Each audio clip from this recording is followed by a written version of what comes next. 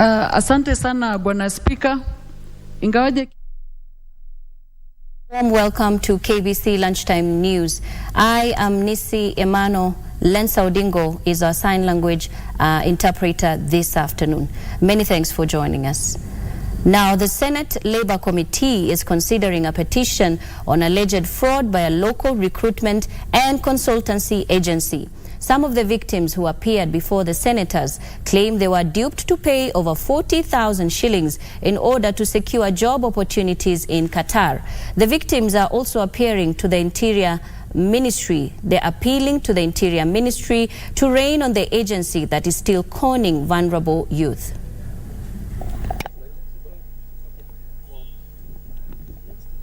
And I'm very grateful to the Senate Committee of Labour that at last they have given us an ear and they have listened to our grievances. But I'm still appealing to the government, the president, because I personally, as one of the victims, nimeanza kupata threats. Victims ya First Choice Recruitment and Consulting Agency ambayo imekuwa ikichukulia watu pesa wakisema wanapeleka watu Qatar. From last year mpaka leo kuna watu ambao wajaenda. So we really thank the committee for listening to us, and we are expecting a good report from them vile tumepatia our grievances. However, we are appealing to the executive ambaye ni president of this country. Kuna cartels ambao wanapiga kifua huko, wameibia watoto na wanasema ya kwamba they are untouchable, hawezi kamatwa, hawezi fanya chochote. That is why tumechukua hii mwelekeo ya petition county assembly ambaye imetusikiza na county assembly ambaye ilitusikiza na now senate. We want justice for everyone. We want justice for the victims, and equally we want again justice for those who have been alleged to have committed the heinous act. So we appreciate this is a step forward, and really we find ourselves that it was a day of prime importance and accomplishment to we the petitioners. So we are looking forward for a good recommendation from the Senate.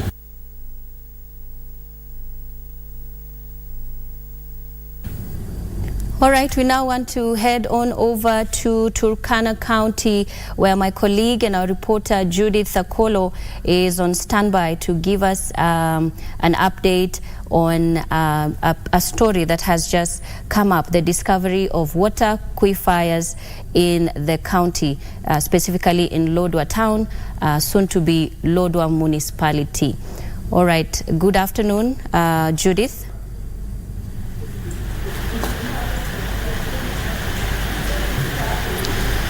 Thank you, Nissie. This is Judith Akolo in Turkana County, where we came to find out about the discovery of a new aquifer that is in Lodwar. And this is an area that with a growing population, but yet this is also a resource that is very important, because remember, Turkana County is one of the counties that is classified as an ASAL, arid and semi-arid lands county. Now here with us is Dr. John Erus, the Deputy Governor of Turkana County, who is going to tell us more about this particular new discovery. Now, Your Excellency, Dr. John Erus, Deputy Governor of Turkana County, kindly tell us, when this discovery was made, that we actually have an aquifer in Lodwar, how was it received by the county? Thank you. Pool aquifer is not really very new aquifer. It is well known in Lodwar town as an existing freshwater aquifer. It's an aquifer that we think is going to address not just water for drinking within the two wards of Kanamkemer Township, which covers the entirety of Lodwar. It is also an aquifer that is going to be part of our socio-economic development program for Turkana. Now, Your Excellency, we know that the aquifer is a fragile ecosystem. How do you intend to protect this particular source of fresh water? Napu aquifer currently is the one that beyond developing water systems and proper piping for the entire Lodwar, we intend to, first of all, to protect the aquifer. Governor last 4 or 5 days was assessing the systems, the piping, the installation, and the walls that are being constructed to make sure that the aquifer is protected. And secondly, as we look at the overall Lodwar Municipality Development Plan, trying to look at the integrated sewage system, we are also looking at an integrated system where we, beyond just managing the water from the aquifer, we also want to make sure that there is proper management of that water. In areas where we feel that the integrative model, where water can be utilized for multiple purposes, the Napu aquifer is in or covers an area that has the great potential for food production. So meaning we have to control to make sure that the aquifer, the systems that we are putting in place is not going to contaminate the water for use. Now, Your Excellency, you've spoken about the social pillar in sustainable development. How is this aquifer going to ensure that Turkana County is able to actually follow that through? We commissioned an integrated system at the Lodwar County Referral Hospital, where we take the water from the borehole and produce fresh water for drinking. So that system produces about 6,000 liters of water for everyday use. The same water, we use it for vertical agriculture. And the vertical agriculture produces enough vegetables for the hospital, and we reuse the same water for fish pond production. So the wastewater goes through a biodigester into an organic waste system where we produce biogas for the hospital.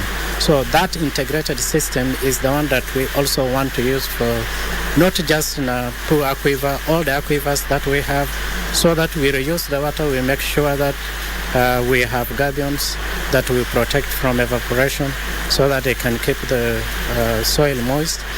And when we look at that kind of system, that's how we feel. We will not just protect the water, we will reuse the water, we will have proper water management, and we have the personnel that we have already trained for that purpose. Now, Your Excellency, one other question. People have been thinking that the discovery of the Lotikipi aquifer was actually a fake news. Would you try to explain to Kenyans what exactly is happening in Lotikipi and whether you're already exploiting that particular water resource? Governor and I have our agenda is water not just that is intended to be used for multiple uses, but water as just a universal right. Lotikipi aquifer is an aquifer that exists. A lot of work has gone into developing that aquifer. The first or the second Turkana County government, and I think it was documented that that aquifer has enough water. I have not personally tried to find out more about the aquifer, but what we know is that issues of desalination have been raised. Governor and I have a solution for it. We have an integrated water desalination plant, and the system is produced by Davis and Shatliff, which costs 1.2 million. We have already done 3 pilot ones. They are fully functional, and if there is a need for us to be able to develop the water from the Lotikipi aquifer through that integrated system, we are ready to invest money in that system in collaboration with our partners and national government. Thank you so much, Deputy Governor Dr. John Erus, for telling us all that about the aquifers in Turkana. And soon Turkana will be a county that is not an ASAL, but a county that produces enough food for our country. I'm Judith Akolo in Turkana County. Thank you, Judith Akolo, reporting from Turkana County there, speaking to the Deputy Governor, Turkana County, John Erus, on the discovery of the new water aquifer. And Judith is on that story. She'll give us a comprehensive report in our subsequent bulletins. Now moving on, parents of Joyport Primary School in Kiambu County are seeking justice after their children were allegedly punished severely by teachers. Confirming the incident, the director of the school, Daniel Matheka Mwau, said one of the teachers who was involved in the incidents has since been arrested while the other is still on the run. 2 boys who were injured badly during the incident are currently receiving treatment at the nearby facility. This even as police launched investigation into the matter. The pain of a mother whose son has been injured by a teacher who was administering corporal punishment. Lydia Wambui, a parent at Joyport Primary School in Kiambu County, is a disturbed woman. Zuri sana tujue kama kwamba ni kitu inaendeleanga kwa hii shule. Mimi ndivyo nikaamua mimi nipeleke kotini. Isiwe hii kitu inaendelea for long, akijulikana kumefanyika kitendo kama hicho anafuta hao walimu. Mimi nikasema hii haitaendelea tena. Siwezi taka peni yenye nasikia mzazi mwingine asikie, kwa sababu this is not good. Hassan was caned severely by his teacher, leaving him with wounds in his private parts. Wambui's son reveals that his teacher beat him 20 strokes for allegedly answering a question wrongly. Akanifinya mara mbili, nilisikia uchungu wa testis. Hata saa hii huwa nasoma na bado nasikia uchungu na bado na miss shule. Kwani huyu tu amepiga hivyo? Na je, wazazi wenye hawana hii nini ya kujiongea, watoto wao wanaumizwa kila siku. Another parent, Margaret Wairimu, says her son cannot sit down due to the sores from the caning. Sasa tukiwa hapa ni kazi yake ni kulala tu, kukaa amelala mpaka ninaona huyo mtoto yangu amechoka. Ni kukaa kulala, mimi nashindwa. Kwani huyo mwalimu alikuwa anachapa mtoto yangu? Amumaliza ama ilikuwa aje? The director of the school, Daniel Matheka Mwau, confirmed the incident, saying one teacher has been arrested. Na bado tunaendelea kufuata tu ndio haki ya mtoto itendeke. The parents said blood was clotting from the private parts, indicating how they had been badly tortured. Human rights activists in Kiambu, led by Apollo Kamau, condemned the incident, urging the Ministry of Education to fully investigate the matter and bring the suspects to book. Sasa unashindwa ya kwamba huyu mwalimu alikuwa anatafuta nini kwa huyu mtoto, kwa sababu sasa amemuumiza, haendi shule, yeye iko class 6, ambaye ni mtu ambaye anaelekea kwenda secondary school. Anasoma wapi? Kwa sababu yeye hajaandikishwa.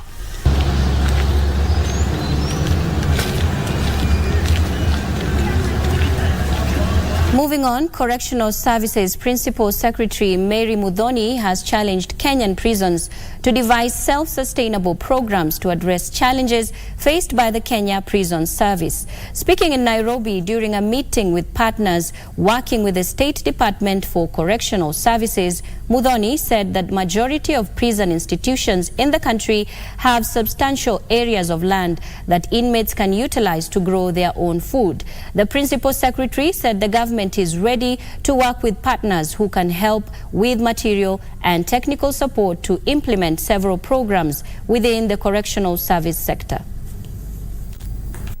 We also want activities that are self-sustaining, and we equally want our prison institutions to have self-sustaining programs. We can utilize our farms, we can be able to feed ourselves, we can be able to possibly sell the wares that we are making, and we can make a little money. We want to streamline and ensure that if you're partnering with us, we have a template for each and every of you, which is going to work for all of us, signed from our office and allowing you to access our stations. And you can be able to work either on our farms or you're able to adopt a workshop. And 22 counties are on the spot for massive loss of funds through fake impressed claims. The Ethics and Anti-Corruption Commission, EACC, said besides falsifying claims, due processes were not followed, and in some instances, manual procedures were used to access the cash.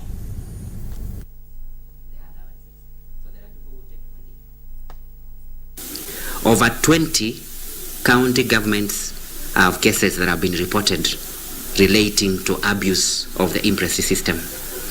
The Commission has noticed that abuse of the imprest system is now emerging as a major way or a mechanism of embezzling public funds, and it entails people forging the supporting documents, sometimes through collusion, because there are cases where people with the supervisory responsibilities and the people who are required to approve expenditure are also approving activities without the requisite documents. So those who are engaged in this will be brought to book.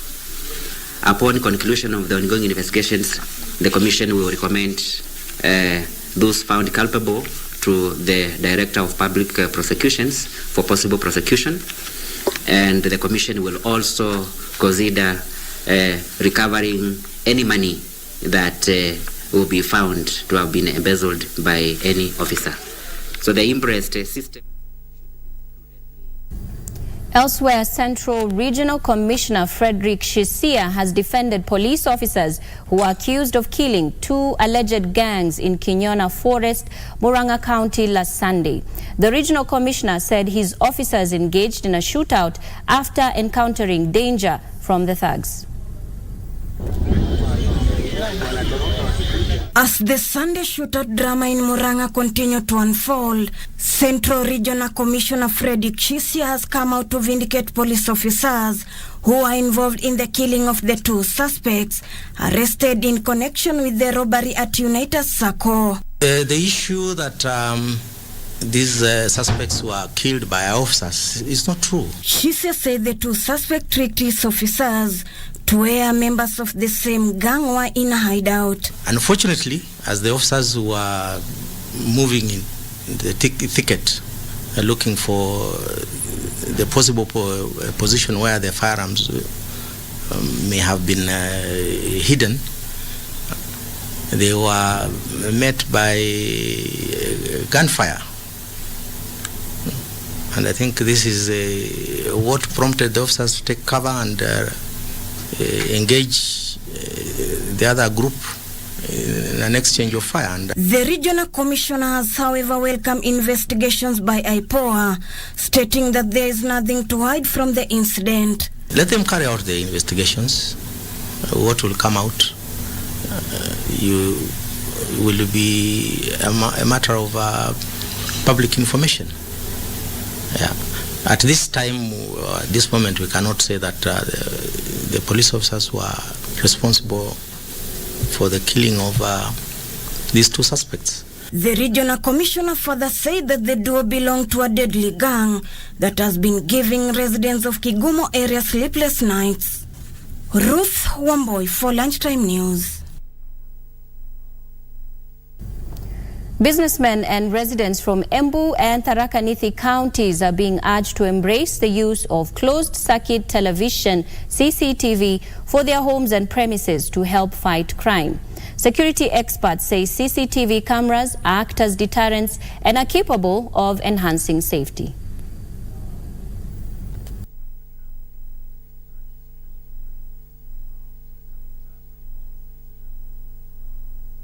Our systems are interconnected with the systems, and any kind of issues that arise, maybe incidences, they trigger, the alarms are triggered on the end, then they give quick responses to the site where issues have occurred.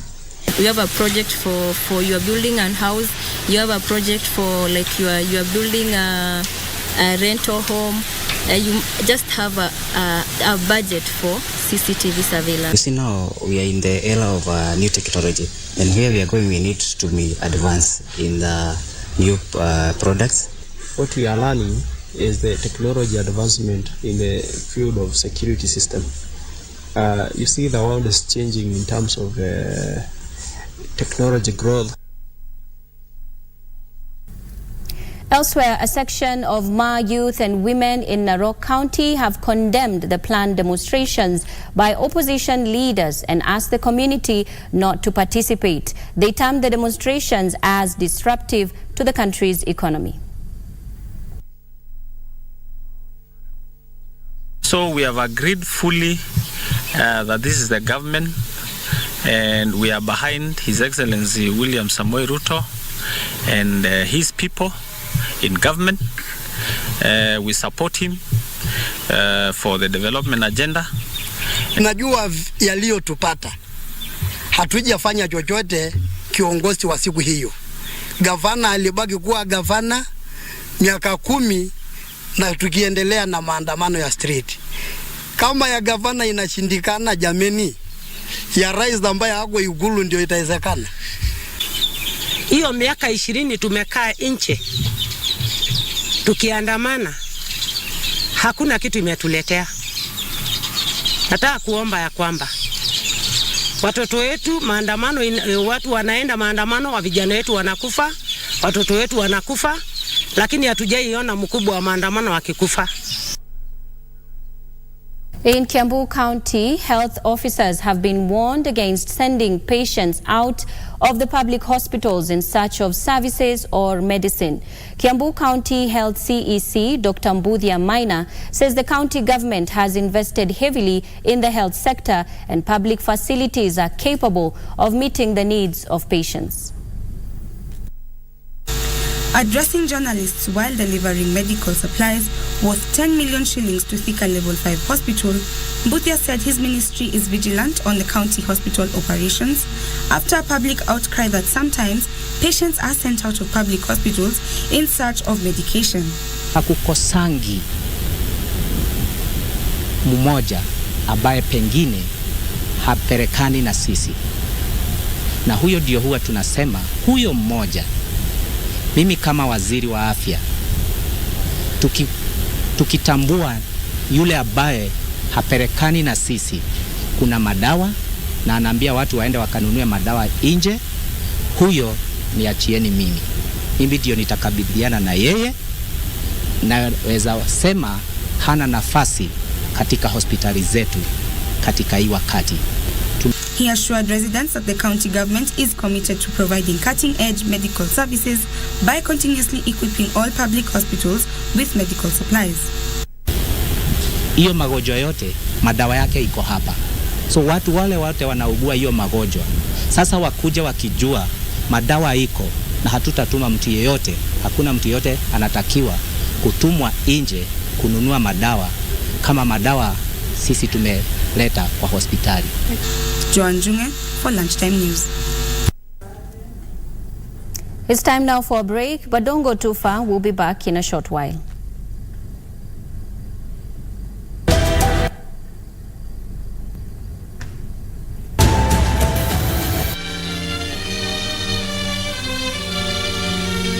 Near his home at Nyeri in Kenya, the coffin was borne with full honors to the cemetery, and final tributes were paid to that great man, the Chief Scout.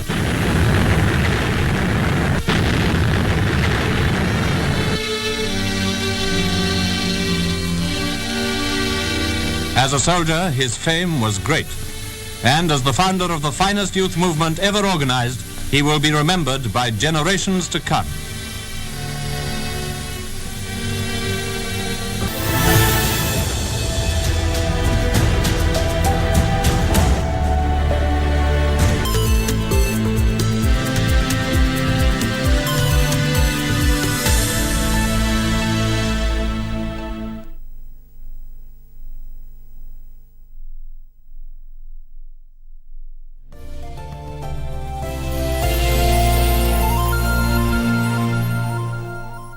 To get Proverbs chapter 3 verse 5 as your skiza tune, dial *811 *967#. Trust in the Lord with all your heart and lean not in your own understanding. In all your ways, submit to him, and he will make your path straight. Proverbs chapter 3, verse 5 to 6. To get Proverbs chapter 3 verse 5, dial *811 *967#. *811 *967#. Welcome to Casablanca. Morocco is a very touristic country. I think it is in our blood to the hosting. We are very well known for hospitality. Football remains the most popular sport. Just what is behind Morocco's success in football? We have the homologation of CAF and FIFA, both of them. This week on Channel 1.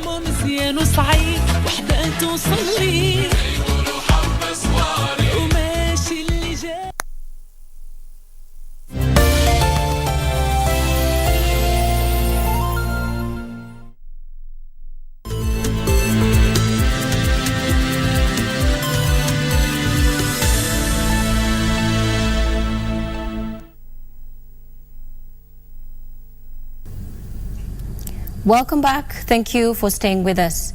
Now, a 48-year-old Danish national is seeking justice after he was thrown out of his 12 million shilling Malindi beach house by his Kenyan wife. Simon Ena Weshe claims that his estranged wife has threatened to take the house from him and have him deported from the country.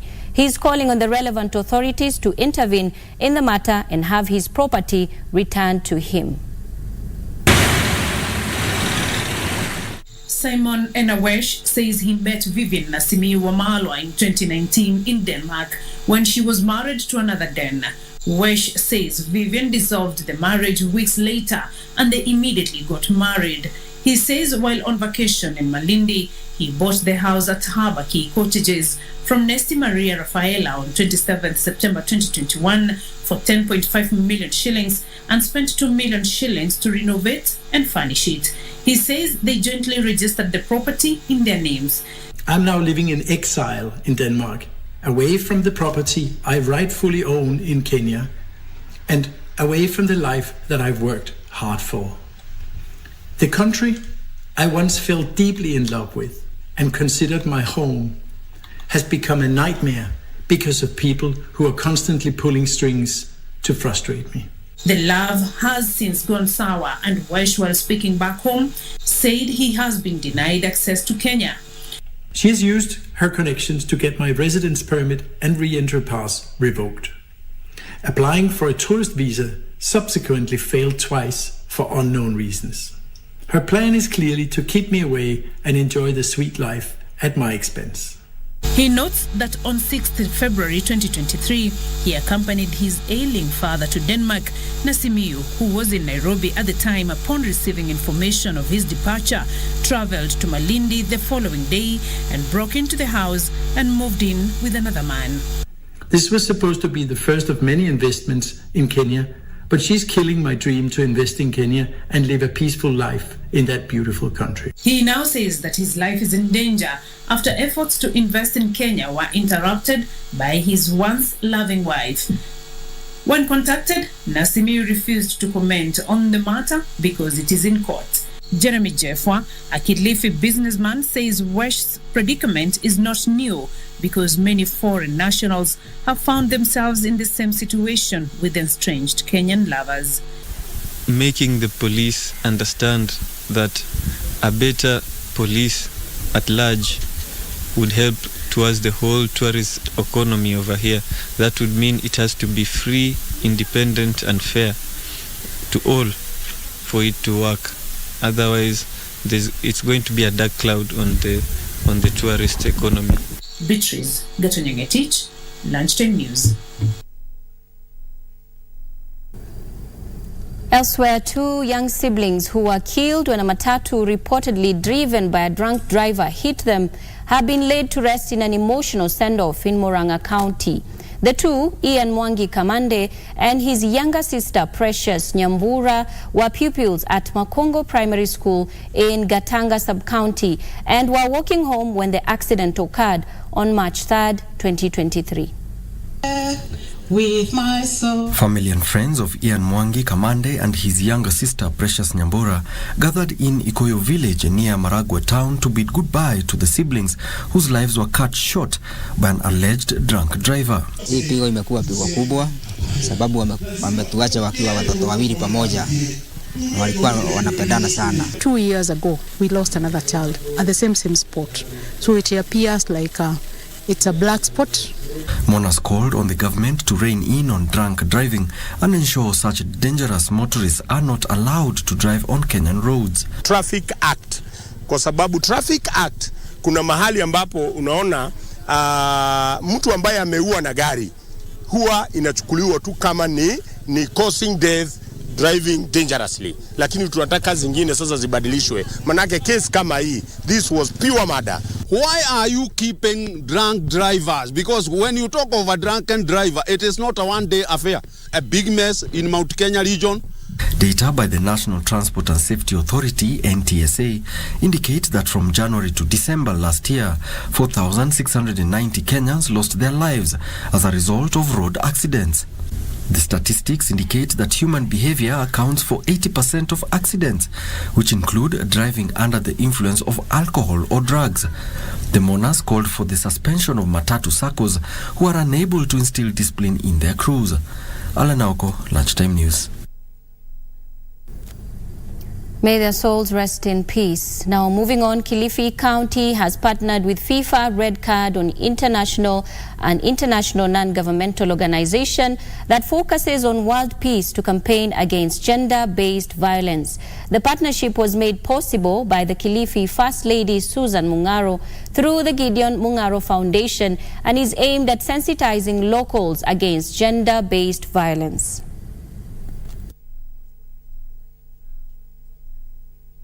In this context, the Red Card campaign seeks to give a red card to all forms of discrimination and violence against women and girls.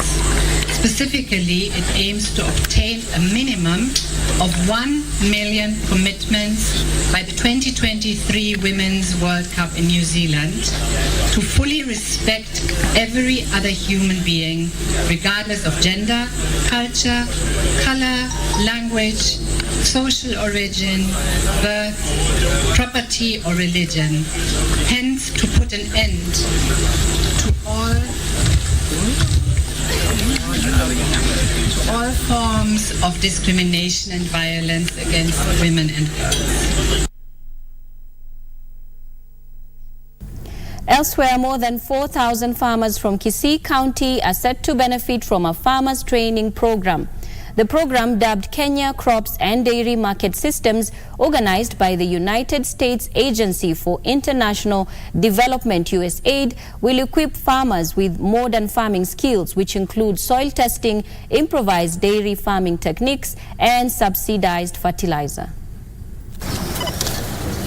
During a launch ceremony at the Agriculture Training Center in Kisii, the farmers from the 10 sub-counties were called upon to conduct soil testing before planting. Tokeo yamedhihirisha ya kwamba mchanga wao uko na asidi, sasa wanafaa waweze kutumia kitu ambayo inaitwa lime kuimprove their soil fertility level. The trained farmers were also registered to a fertilizer program where they will be awarded with points when purchasing fertilizers. We have programs to get out there and talk to individual farmers from every point. With declining food production in the area being linked to high acidity levels, the program will sensitize farmers on how to conduct soil tests in a bid to enhance food security. Acidity level is every day moving increasing, which is causing an impact or an effect of low production in terms of crop production. The trained farmers are set to offer training to other farmers in a bid to enable them reap more from agriculture. So that we can take our farmers through, after getting this kind of report, on the areas they need to improve on in terms of their farming activities. Farmers whose soil is too acidic qualified for 2 bags of lime, while the ones whose soil acidity levels were normal were issued with 2 kg bags of certified seeds. Frederick Parsayo, Lunchtime News. And the family of the former Kericho County Police Commander Rose Muchuma has eulogized her as an incredible woman whose positive impact on society will be missed. The late Muchuma succumbed on Tuesday after a short illness, bringing an end to an illustrious career in the National Police Service. Rose Muchuma was not just a seasoned police officer, but a mother to KBC's Irene Muchuma Odim. The late Muchuma joined the police service in February 1975 and was posted to Kisii as a constable before moving to Garissa, where she was promoted to the rank of corporal. She served in various capacities within the police service, including the traffic department, where she was once the head of the driving test unit. In 2008, she was honored by former President the late Mwai Kibaki with the award of the Order of the Head of State Commendation.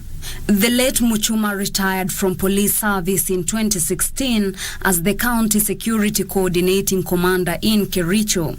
She breathed her last early Tuesday at the age of 67 years after a short illness. To many, Muchuma was a service woman, but to her family, she was the loving mother any child would love to know growing up. She was an incredible woman to us as his children, a wonderful grandmother. Our mom was a people's person. She was loved. She actually taught us, courage to go out there, face the world. The family describes her as a pillar in society, a leader and a shoulder to lean on, who has left a big gap in their families. Tumepoteza mtu mkubwa katika familia ambaye tulikuwa tumemtegemea kwa kila aina. Wakati wazazi walituacha na Rose Muchuma na alituweza kutuongoza paka mahali tuko. She taught us compassion. Compassion was a great deal for her. She cared a lot about, the widows, the orphans. She cared a lot about the people that were really in need. The late Rose Muchuma will be laid to rest on Tuesday, the 21st of March, at her home in Webuye. Reporting for Lunchtime News, I am Teresa Mutai.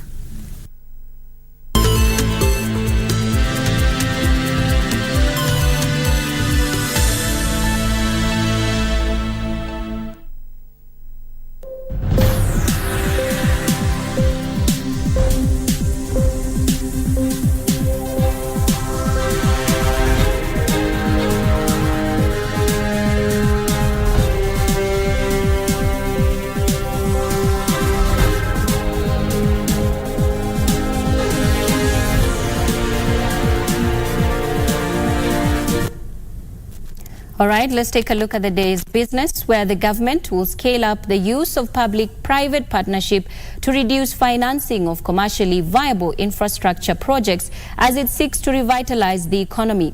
Treasury Cabinet Secretary Professor Njuguna Ndongo says the country's economy has remained resilient and is projected to grow at above 6.0% this year, despite the challenge of domestic inflation, which was at 9.2% by last month. Value chain priorities, which had not been that as the ministry in charge of to us for perusal, as indicated by what it means is that we are going to prosper together with the private sector, because we will have the resources, we will have the public good. And grants and concessional loans to finance priority projects will become very important, and this will be targeted to water, health, education, and environmental climate change issues. So we would like to adopt this idea of effective liability management, because it allows you to be in a quadrant of low-cost debt, while at the same time financing, you are not short of financing your development. CS and their team, Farmers are being urged to utilize community seed banks established in various counties to preserve indigenous seeds which are at a risk of extinction. Seed Savers Network, a non-governmental organization, is supporting farmers in preserving seeds while encouraging them to practice organic farming and kitchen gardening to be food secure.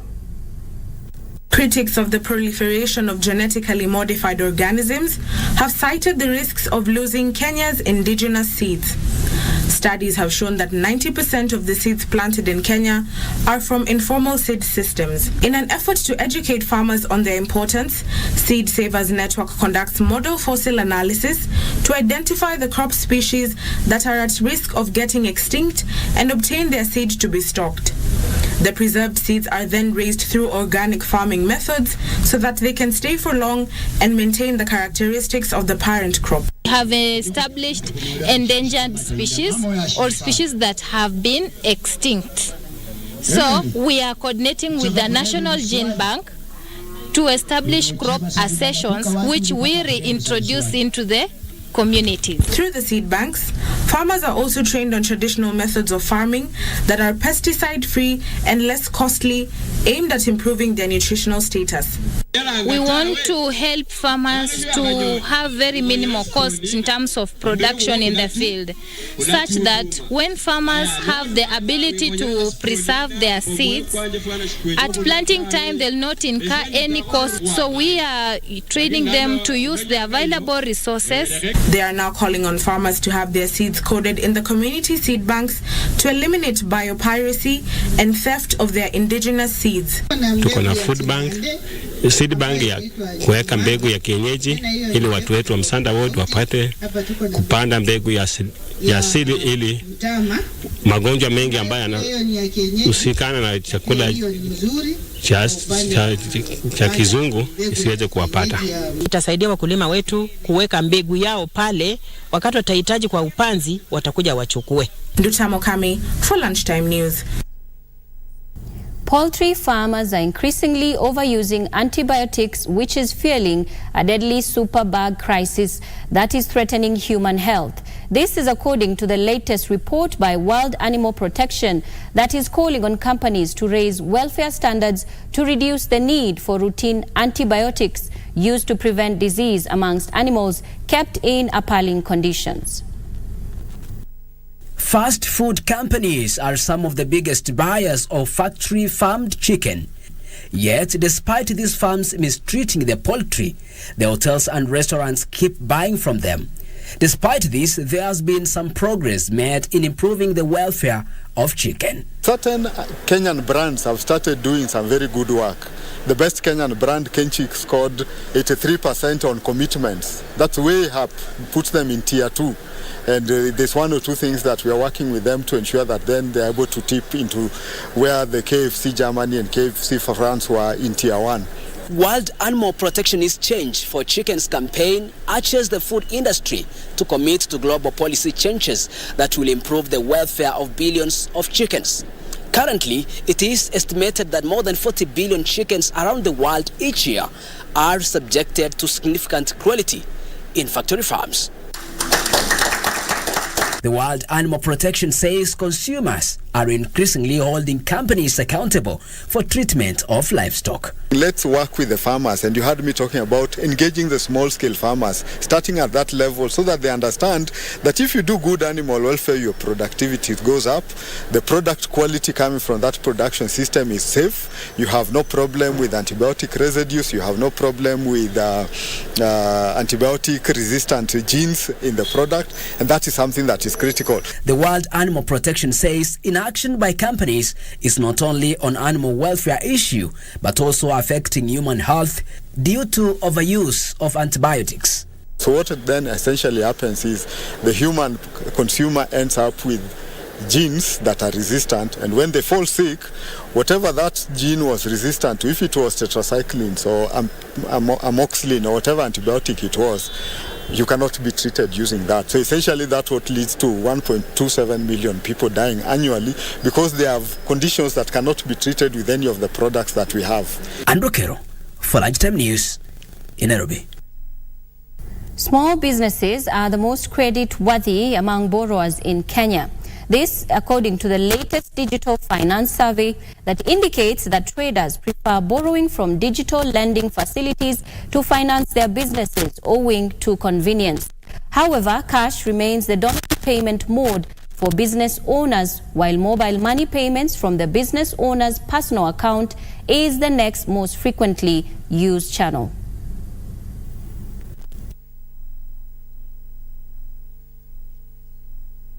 Since our industry began, it is estimated that our industry has lent out over 500 billion shillings. We are borrowing to finance our lives. So what if we had an inclusion in all our services, that there must be a saving element in our products? Risk management, when we are all coming up with these very good credit products to, for example, give to our border riders, how about we make sure that there's an insurance component? We make sure deliberate that there is an insurance component, so that that border rider who gets that border has part of that financing element is medical insurance, so that in the very likely event that I think because it's more likely than incident, like in the very likely event that he gets involved in an accident, then we do not have to conduct a harambe to take him to hospital. And Kenya recorded the largest number of mergers and acquisition deals in the East African region, valued at 143 billion shillings out of 374.4 billion shilling deals made last year. KCB's group's acquisition of a majority stake in Democratic Republic of Congo, Congo's largest lender, Trust Merchant Bank, was voted Deal of the Year by Dealmakers Africa. KCB Group completed 85% acquisition of DRC's largest lender, Trust Merchant Bank, in December last year, in a deal valued at 15 billion shillings, with an option to purchase the remaining stake within 2 years. The acquisition of DRC's Trust Merchant Bank, which had an asset base of $1.5 billion and a strong offering in retail, SME, corporate and digital banking channels, has now emerged Deal of the Year at the Dealmakers Africa Gala. Valued at $17.53 billion US, almost 15% lower than the 2021 deal value.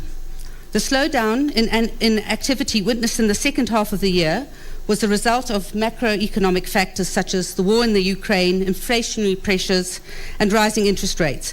Also recognized in the category were disposal by HIL Holdings of Hillcrest International Schools to Braeburn Group and Metro Group's acquisition of a majority stake in Metropolitan Hospital Holdings. Other deals that were Kitea Group acquisition of a majority stake in Furniture Palace and the disposal of Golden Jubilee at Tukasada Capital Management. Winners were selected based on execution, complexity of the deal, its size and the potential value creation. The exit of a 40% stake valued at 18.25 billion shillings in Naivas Supermarket by Amethyst Retail and Gakiwawa Family Investment was voted Private Equity Deal of the Year.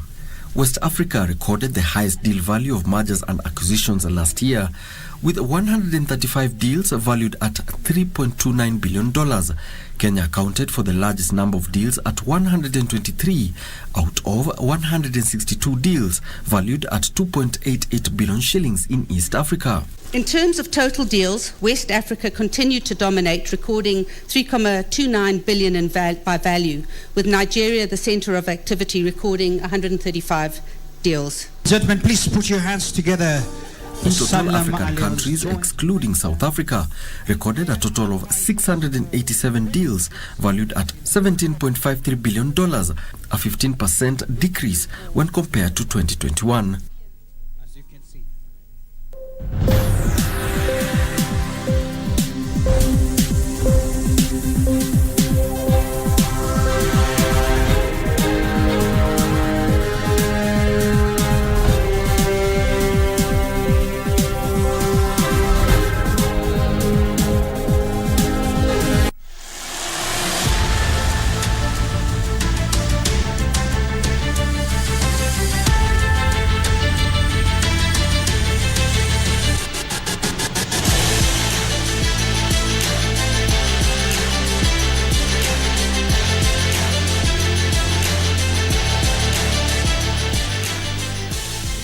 And in sports, Rwandan President Paul Kagame expressed his deep gratitude and appreciation for receiving the CAF Excellence Award 2022. He said that sports in general and soccer in particular have helped Rwanda overcome the historical challenges the country has faced and have contributed to unifying the people. The award ceremony was attended by FIFA President Gianni Infantino, members of the CAF Executive Committee, presidents of CAF member associations, and soccer legends. President Kagame affirmed that the African continent has great footballers, noting that the performance of the Moroccan national team at the Qatar World Cup was a source of pride and honor for all Africans. Africa has talent. There's no doubt about that. But our best players should not need always to move abroad to unleash their full potential. May God be with you, and we would like you to come on stage.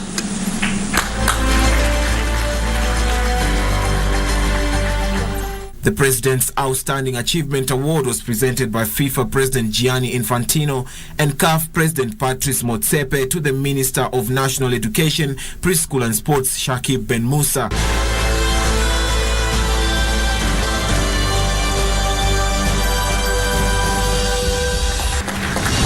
The ceremony was marked by the screening of a video recounting the epic of the Atlas Lions in the Qatar 2022 World Cup and highlighting the leading role of His Majesty King Mohammed VI in the promotion and development of national soccer.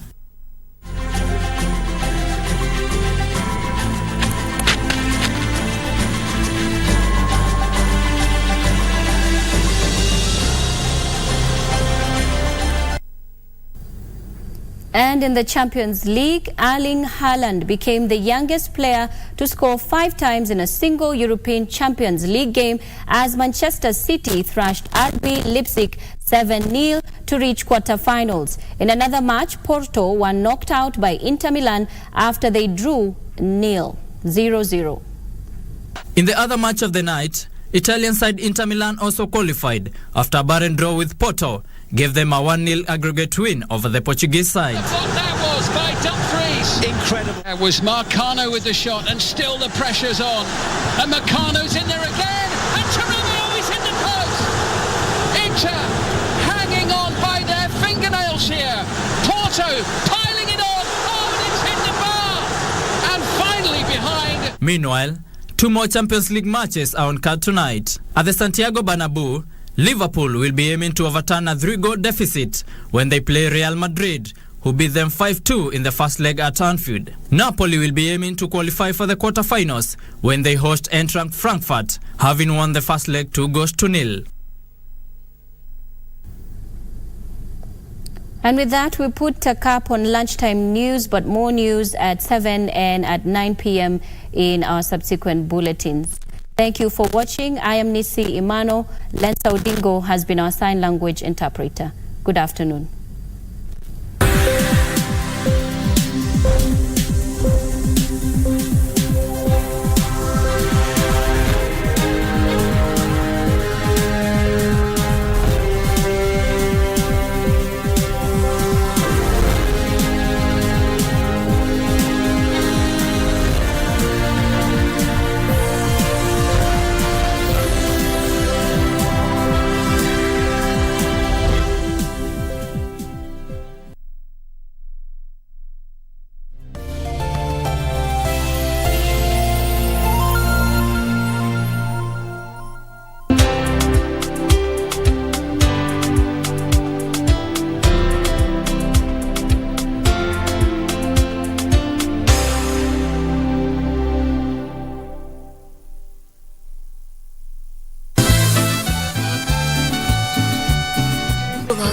That there's a woman who can give you something no other woman has given you. Alonso? That man's dead. You know, Ruben was so brave, Nanny. So courageous. He saved my life. Go and bring us a couple of beers.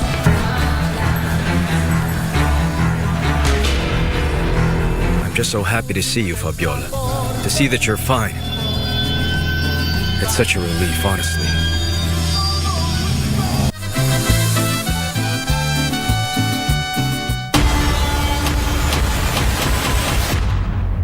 Learning is it's something that we do every day. Don't stop, don't quit.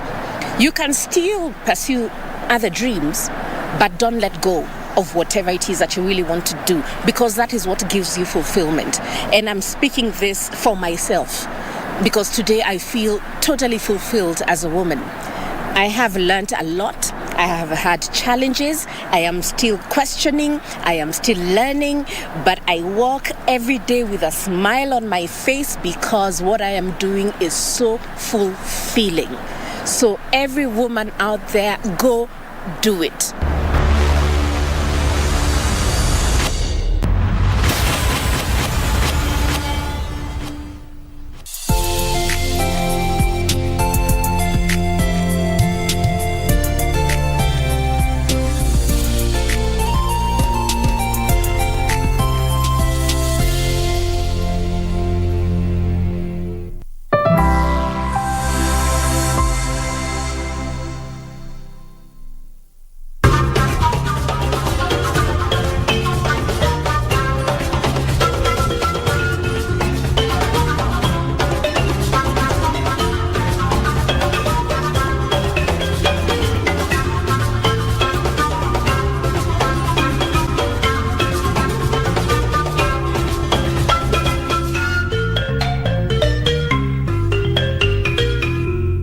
Ujambo mpenzi mtazamaji wa KBC Channel 1.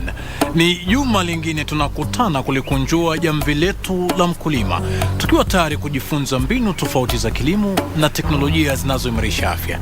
Kama desturi, mie ni wako Frederick Mbadha. Karibu.